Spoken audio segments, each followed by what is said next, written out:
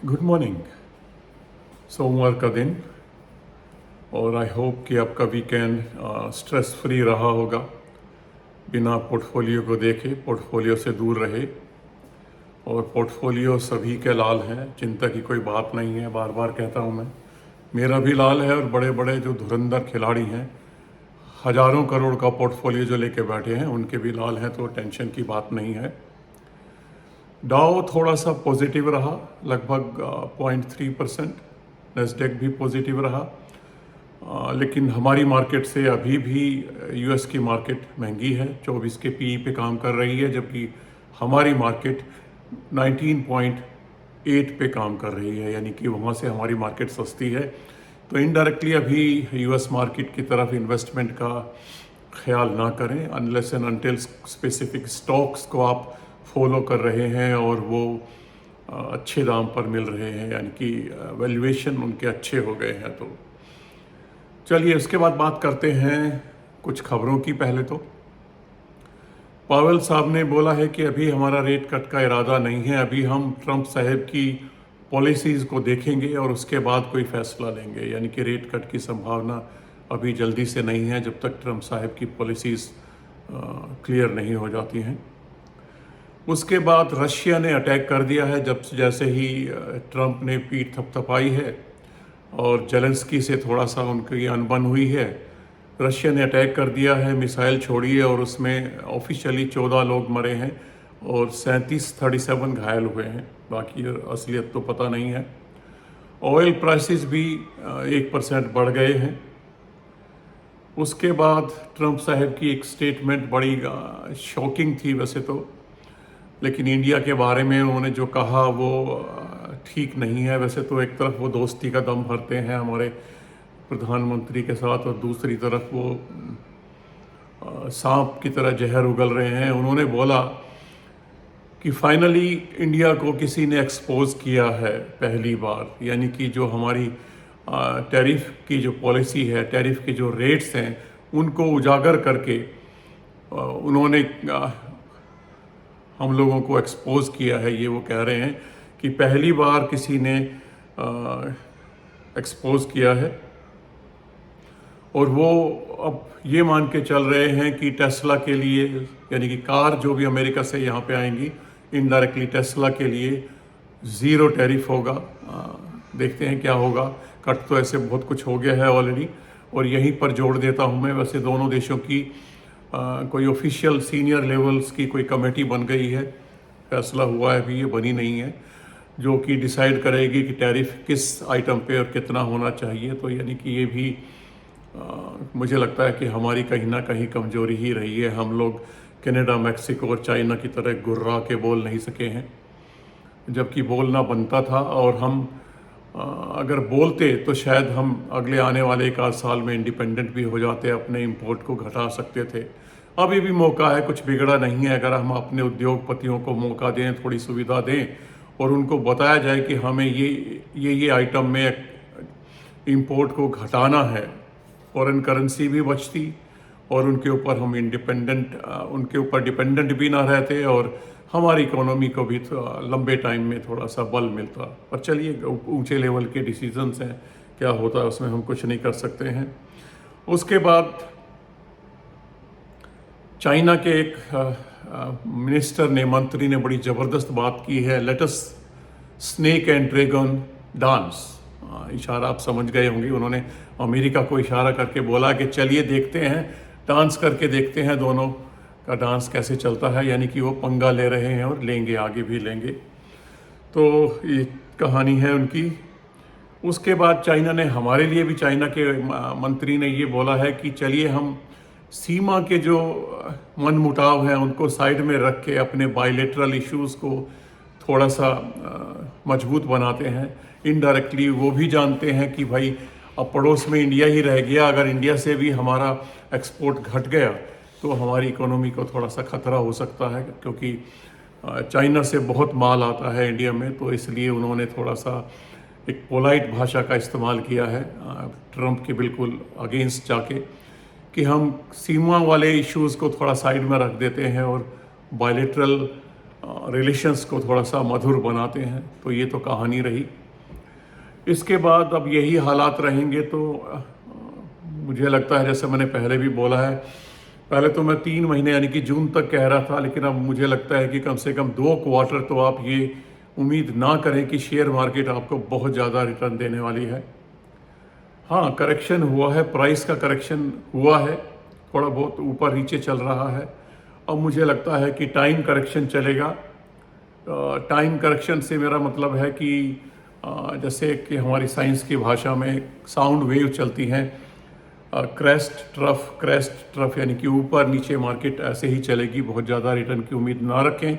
अगर मिल जाए तो आप खुशकिस्मत हैं, लेकिन फिर भी ये मान के ना चलें कि आपको पिछले 2-3 सालों वाले रिटर्न जो है शेयर मार्केट से आने वाले कम से कम 2 क्वार्टर में मिलेंगे। वो बात सही है कि आने वाले टाइम में हमारी इकोनॉमी थोड़ा मजबूत होगी, हमें रिटर्न देगी, लेकिन निर्भर करता है कि आप किन कंपनियों के बलबूते पे अपनी धन यात्रा प्रारंभ कर रहे हैं, किन शेयर्स के बलबूते पे आप अपने पोर्टफोलियो को सजाए बैठे हैं और उम्मीद कर रहे हैं कि हमको आगे आगे पैसा मिलेगा, रिटर्न मिलेगा ज़रूर, लेकिन आपकी चॉइस के ऊपर निर्भर करता है कि आप कितना रिटर्न लेके घर जाते हैं। रिटर्न वही है, मैं बार बार कहता हूँ, जो आपके घर में आएगा। चलिए, आज की मेरी लिस्ट में कुछ शेयर्स हैं जो मैं चाहता हूं कि उन पे आप नज़र बना के रखें। कोई इन्वेस्टमेंट एडवाइस नहीं है। अब सीज़न आ रहा है, गर्मियों का सीज़न आ रहा है, और गर्मियों में बियर की डिमांड बहुत बढ़ जाती है, कोल्ड ड्रिंक्स की यानी कि फिजी ड्रिंक्स की डिमांड भी बहुत बढ़ जाती है। तो इसलिए 2 शेयर्स मेरी नज़र में हैं। यूनाइटेड ब्रीवरीज, जो बियर का सबसे बड़ा निर्माता है हिंदुस्तान में, और वरुण बेवरेजेस, जो कोल्ड ड्रिंक्स की सबसे ज़्यादा सप्लाई करता है। वो बात अलग है कि साइमल्टेनियसली रिलायंस का प्रोजेक्ट भी शुरू हो रहा है, शायद प्रोडक्शन शुरू हो जाएगा और गर्मियों में इस सीज़न में वो ही मार्केट में आ जाएंगे। तो इन 2 शेयरों पे नज़र बना के रख सकते हैं आप। इसके बाद एक और शेयर है जिसका नाम आज तक मैंने कभी नहीं लिया, लेकिन जो गवर्नमेंट की पॉलिसी है इथेनॉल वाली, वो इस कंपनी को फ़ायदा देने वाली है आने वाले टाइम में, प्राज इंडस्ट्रीज़। इसके ऊपर भी आप नज़र बना के रख सकते हैं। HAL हिंदुस्तान एरोनॉटिक्स का तो मैं बार बार जिक्र करता ही रहता हूँ, इसके ऊपर भी आप नज़र बना के रखिए। आने वाले लंबे समय में ये आपको अच्छा रिटर्न दे सकती है। जैसे भी और गिरावट, जितनी ज़्यादा गिरावट मिलती है उतनी ज़्यादा क्वांटिटी बढ़ा के इसको रखें अपने पोर्टफोलियो में। इसके बाद 2 बैंक हैं जो मैंने शामिल किए हैं, एक्सिस बैंक और ICICI बैंक। उम्मीद है कि दोनों बैंक आपको आने वाले टाइम में अच्छा करके देंगे, अच्छा रिटर्न देंगे। तो इनको भी जगह दीजिए अपने पोर्टफोलियो में, अगर आप कोशिश कर सकते हैं तो।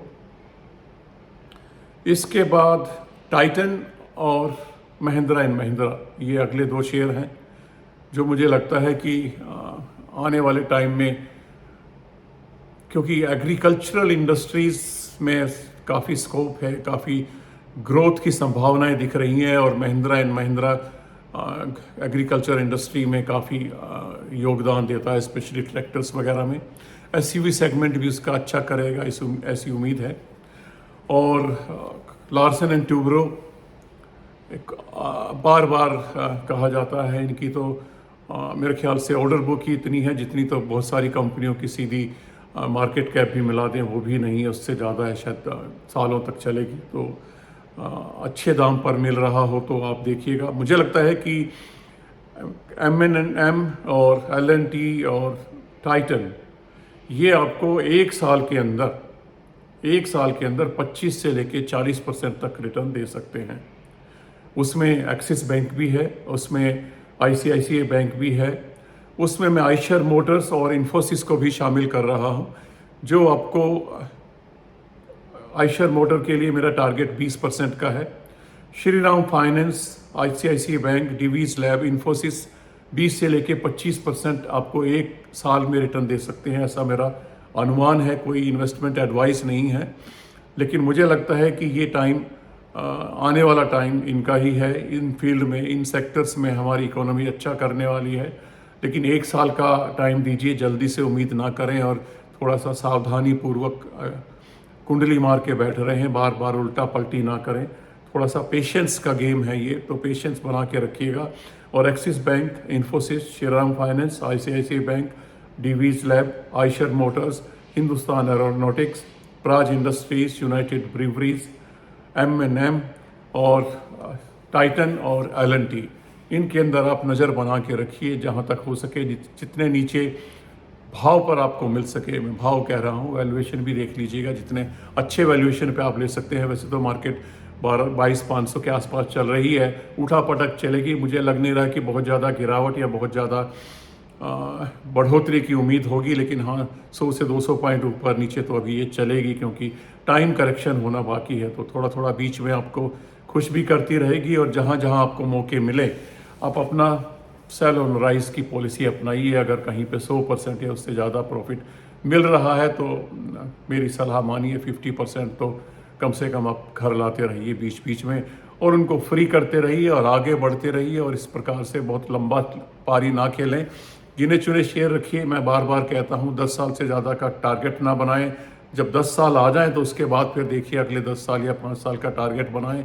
और इस तरीके से चाहे आप 40 साल तक खींच लें कंपनी को, डायरेक्ट 25-30 साल का गोल ना बनाएं, क्योंकि वो ज़माना नहीं है, टाइम बदल रहा है और टेक्नोलॉजी भी बदलने वाली है। और इसी तरीके से मुझे लगता है कि इन्फोसिस को मैंने इसलिए शामिल किया है, हालांकि सर्विसेज प्रोवाइड कर रही हैं जैसे मैंने पिछला वीडियो बोला था, लेकिन अब ये थोड़ा सा प्रोडक्ट की तरफ डाइवर्सिफाई कर रही है। तो मुझे लगता है इन्फोसिस और TCS भी ये सर्विसेज से प्रोडक्ट की तरफ थोड़ा सा अपने आप को घुमा रही हैं, कंसिडर कर रही हैं और उधर की तरफ जा रही हैं। तो जाहिर है कि आने वाले टाइम में ये अच्छा कर सकती हैं, प्रोडक्ट कुछ प्रोवाइड करेंगी US मार्केट में, तो शायद हमारी स्टेबिलिटी वहाँ पर बनी रही।